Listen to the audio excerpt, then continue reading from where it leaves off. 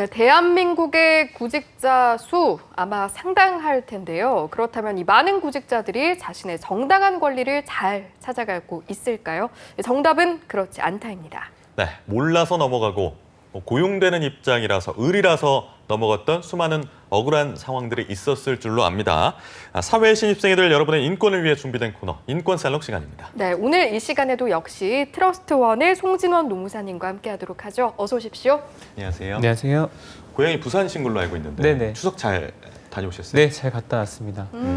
갔다가 처갓댁은 또 대구고 오는 길에 또 대전에 강의가 있어가지고 네, 부산, 대구, 대전 다 갔다 왔습니다. 경부선 나중에 네, 그래도 막혀가지고 네. 화나 보이시는데 오늘. 아, 네. 일정이 참 많으신데 네네. 항상 저희 투데이 잡스 찾아오시는 모든 분들이 네. 항상 우리 취준생들을 위해서 참 바쁘다라는 생각이 네. 들면서 오늘도 인권살롱에서 또 이제 우리 구직자들을 위한 많은 이야기 해주셔야 할 텐데요. 오늘은 좀 어떤 주제를 가지고 오셨나요? 네, 아무래도 취업도 취업이지만 지금 고용의 인권들이 많이 향상되면서 아무래도 네. 전달될 뉴스들이 참 많은 것 같습니다. 예. 오늘도 역시나 정말 중요한 주제 중에 하나인데요. 여러분들께서 많이들 이용하시는 서비스일 거예요. 뭐 땡땡의 민족 또는 요기요 하시면 아시겠죠. 그 축구 경기가 열리는 날이라든지 여러분들에서 폭풍우가 쏟아지는 날 또는 네. 정말 폭염이 쏟아지거나 태풍의 재난 문자가 오는 날에도 여전히 이제 여러분들을 위해서 달리는 라이더분들 또는 택배 기사분들이 있습니다. 네. 하지만 이분들께서는 지금 근로자로 그러니까 이제 4대 보험 혜택을 받거나 또는 어느 정도 혜택을 받아야 되는 그런 권리를 받지 못하는 사각지대에 놓여 있기 때문에 이 부분에 대해서 집중적으로 조명을 해보고자 합니다. 그분들의 이름은 바로 디지털 특수고용 노동자라고 하는 분들입니다. 디지털 특수고용 노동자라는 네. 게 잘 의미가 들어오진 않거든요. 어떤 네, 의미입니까? 그 디지털하고 특수고용하고 나눠서 말씀드리면 좋을 것 같아요. 네. 일단 디지털이라고 한다면 이제 플랫폼이라고 생각하시면 좋겠습니다. 저도 마찬가지지만 주말에 보통 요즘에는 어디 나가는 것보다 바로 앱을 통해서 주문을 하면 음식도 오게 되고 또는 뭐 가사 도우미도 오기도 하고 펫시터가 오기도 하고 또는 이제 서비스 뭐 집안 청소 같은 것도 요즘에 타 플랫폼으로 연결이 돼 있어서 내가 원하는 모든 재화와 서비스들이 다 버튼 한 번에 오게끔 돼 있습니다. 예. 그런 환경이 이제 디지털 또는 플랫폼 환경이라고 볼 수 있고요. 네. 하지만 그것들에 대해서 자세히 살펴보면 우리 대신에 누군가는 그 노동을 해야 되겠죠. 누군가는 그걸 가져다 줘야 될 것이고 누군가는 또 그 일을 해야 될 것이고 그래서 그로부터 소외받는 분들이 바로 이 특수고용 근로자라고 할 수 있습니다. 특수고용 노동자라고 불리기도 하는데요. 이분들은 다른 이름으로는 특수형태 근로종사자 또는 준근로자, 유사근로자라고 다양하게 불리고 있는데 이분들은 계약된 사용자에게 종수군 되어 있으나 아무래도 그 오토바이라든지 그다음에 이제 트럭 같은 것들을 본인의 소유로 본인들의 운용 시간에 한해서 본인들이 이제 하기 때문에 근로자로서 부정되는 사안이 상당하게 많았습니다. 네. 네, 그래서 이분들은 일은 하지만 노동은 하지만 노동자로서의 권리를 받지 못하고 있기 때문에 그 부분이 지금 사각지대에 있다고 볼 수 있겠습니다.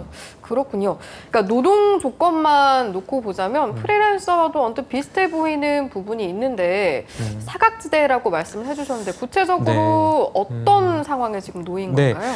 그래서 개인의 개인기를 네. 활용하는 분들이 이 특수고용 근로자라고 볼 수 개인의 있어요. 능력을. 네, 보통 이제 학습지 교사도 물론 이제 학습지 회사에서 주어진 교재를 활용하지만 개인의 티칭 스킬을 이용해서 이제 활용을 하고 네. 그 시간대도 본인이 선택을 합니다.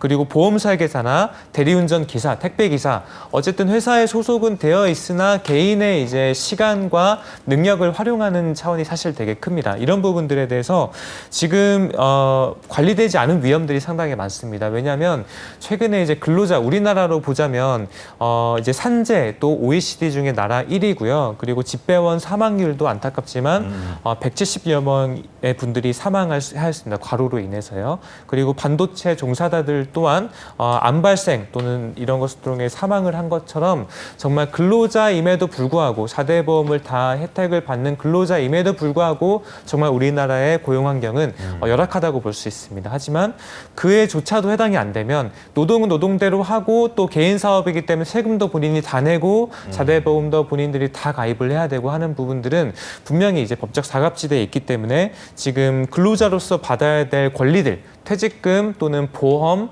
또는 여러 가지 최저임금, 야간 수당 이런 것들에 대해서 전혀 배제되어 있다고 보면 되겠습니다. 예, 알겠습니다. 그러니까 오토바이를 네. 타고 배달을 해주시는 분들이 네. 가다가 사고가 나시게 되면 네. 그 피해에 대한 보상을 온전히 자기 스스로 해야 된다는 말씀이신가요? 그렇죠. 이게 이제 플랫폼 노동의 폐해라고 하는데요. 플랫폼 회사들이 정말 많이 성장했죠. 정말 대기업군으로 성장을 했고 예. 요즘에는 이제 정말 가고 싶은 직장으로도 손꼽힐 정도로 정말 매출액과 연봉 수준도 괜찮습니다. 하지만 예. 아까 말씀하신 것처럼 그 이제 실행을 담당하는 노동자분들은 근로자로서 인정을 못 받기 때문에 보험 또는 최저임금에 미달하는 부분 이런 것들이 전혀 지금 법적인 거에 노출이 안 되어 있어서 그래서 네. 지금 위법한 상황이라고 좀 볼 수 있겠습니다. 예. 그 밖에 또 제기되고 있는 문제들이 있나요? 네, 일단은 지금 이분들이 어느 정도냐면 정말 많이 늘어나고 있는데요. 네.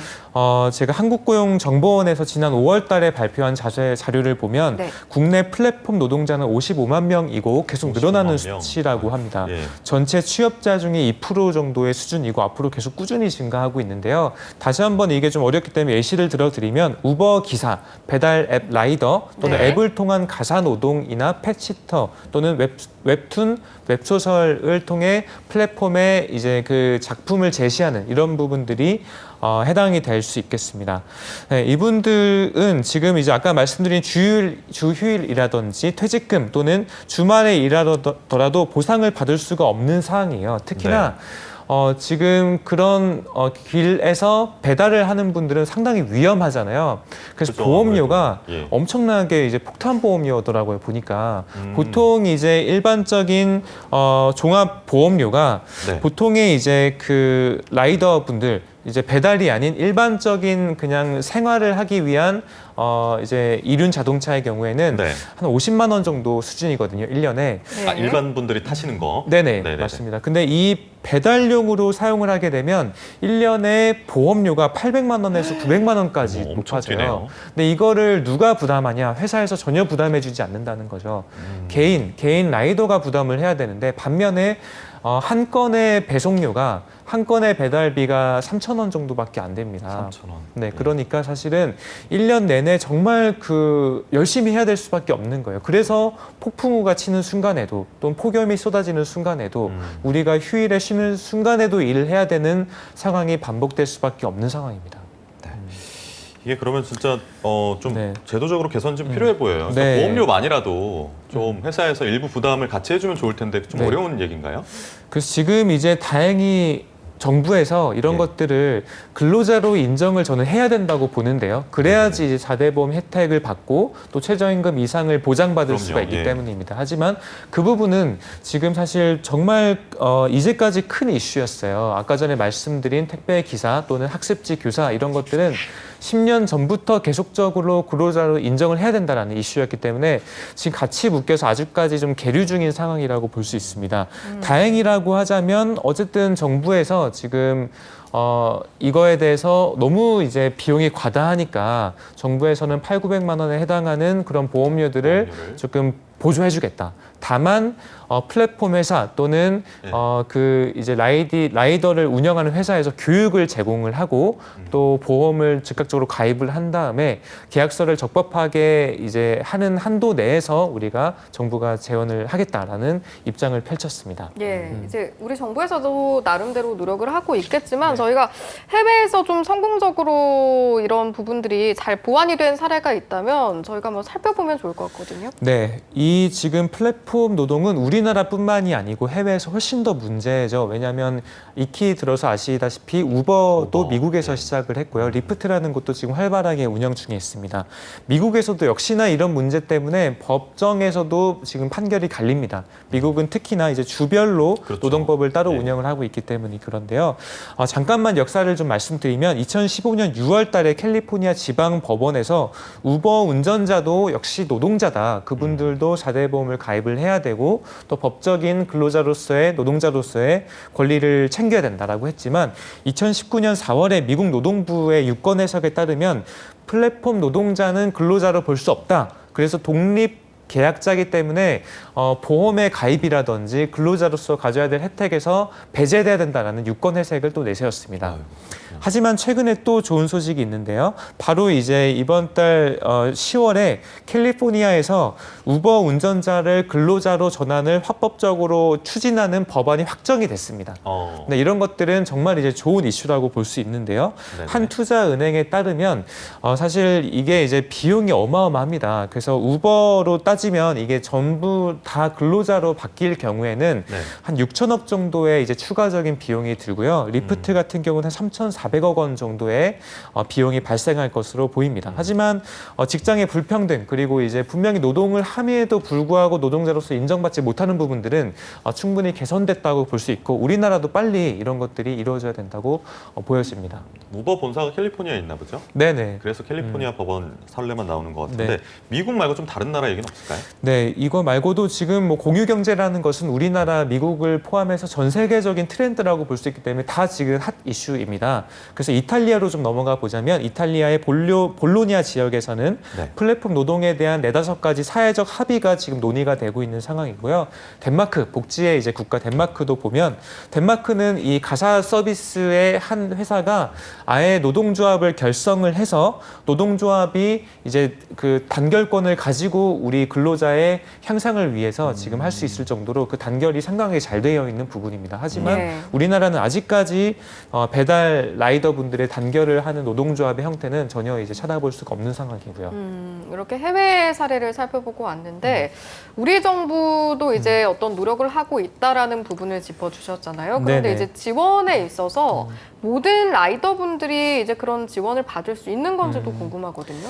네, 이게 이제 결론적으로는 지금 이 라이더분들이 한여름에 저기 헬멧 안에 온도를 계산해봤어요. 네네. 그 측정을 해보니까 45도 정도가 되더라고요. 음. 엄청난 게 뜨거운 뜨겁네요. 걸 네. 다 이제 겪고서 하다 보니까 분명히 운전에도 여파가 있을 것이고 그에 따라 사고의 확률 그리고 얼마나 급하겠어요. 지금 보험료만 1년에 8,900만 원을 내야 되면 네, 한 건당 3,000원으로는 정말 많이 일해야 됩니다. 평균적으로 한 64만 원을 그 오토바이의 렌트료라든지 보험료를 계속 낸다고 해요. 그러니까 고정 비용이 64만 네, 원. 고정 비용이 64만 원. 이제 사실 최저임금의 근로자는 고정적으로 받는 게 200만 원에 가까운 수치잖아요. 그에 네. 비하면 상당하게 열악하다고 좀 볼 수 있는 상황이고요.